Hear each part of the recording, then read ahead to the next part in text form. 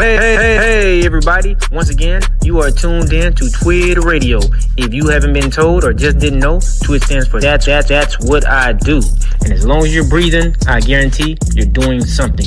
We're bringing you the real, raw, the relevant tackling news, dating, marriage, sports, and more. This is where the black community connects, grows, and thrives. That's what we do in our tribes, circles, and communities. So hit that subscribe button and join the Twid revolution today. Family, once again, you are back tuned in to Twid Radio. If you haven't been told or just didn't know, Twid stands for That's What I Do. Don't forget to go get your merch. Let me put my banner up real quick. Today we're going to be reacting to Fat Joe. Foundational Black Americans have made Fat Joe kiss the ring, but he's got to get used to it along with everybody else, because as of right now, it's understood we're delineating. You know what I'm saying? We've been through too much chattel slavery, Jim Crow. You talk. Our history is rich with oppression. It's rich with a lot of things, but it's also rich with a lot of oppression. For clowns like this to come up and say what? That we are an extremist group? No, we are a group of people who are identifying who they are and what they've contributed. So let's see what he's talking about. I say, y'all, it's only one white boy. I'm like, y'all, come on. Nobody talking like that 2024. Hi, I'm Fat Joe, and you watching Billboard News. We got a legend here. I'm talking about BX Native. Just chilling with VP Harris not too long ago. He hosted the BET Hip Hop Awards for third consecutive year. Heavy hitter, legend, Mr. Fat Joe. Who the guy is doing the interview, but that's the second time he's said that Fat Joe is a legend. How? Where? In whose mindset? I'm talking about black people. Would we say that Fat Joe is in any way, form, or fashion a legend? Get out of here, man. Come on, let's get it real. Well, thank you. I resigned as host of the BET Hip Hop Awards because it's real shit. 2 Chainz said I've been monopolizing. So he said, yo, let me host. I know I could be a good host. I said, you know what, my brother? You could be the host next year. You passed the torch officially? Yeah. The 2 Chainz. I mean, BT don't know that. Just to believe that even though he don't own BET, he's got enough power to say, not even tell them that he's resigning from doing it and that he's already decided who was going to replace him. That's how you know this guy's all cap. You can't believe nothing he's saying. BET don't know it. I told 2 Chainz, man, get out of here, man. But he's an entertainer. That's all he is. He's an entertainer, and not a very good one. Remember, how did he make it?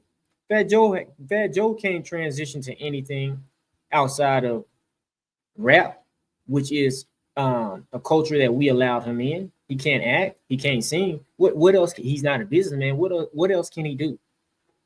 Let's listen to him lie a little bit more. Sidebar with 2 Chainz. Yeah. He was like, yo, I really want to do that. I was like, no question. I love that. I feel like Chainz would be a good host, man. I mean, you held it down for 3 years, but it makes sense. You passed the torch because now you can focus on the music.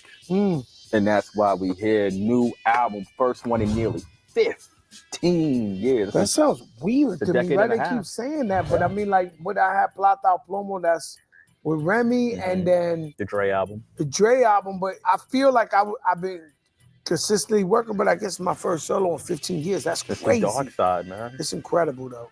This album is good. Since the dark side, this album's incredible. Whoa now, Big Joe now. I'm worldwide, yeah, everywhere I go.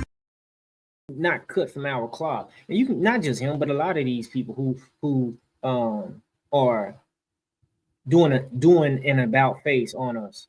Who's going against the grain, talking about us, talking about, you know what I'm saying, we have no culture, you know, like what, for real?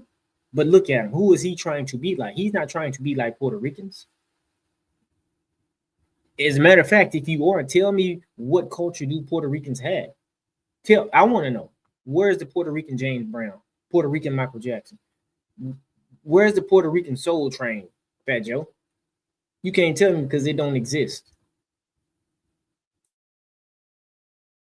Like, knowing that it's nearly 15 years since you're back, what stories are you telling on this album that fans haven't heard from Joe? Man, I think it ain't about what they haven't heard.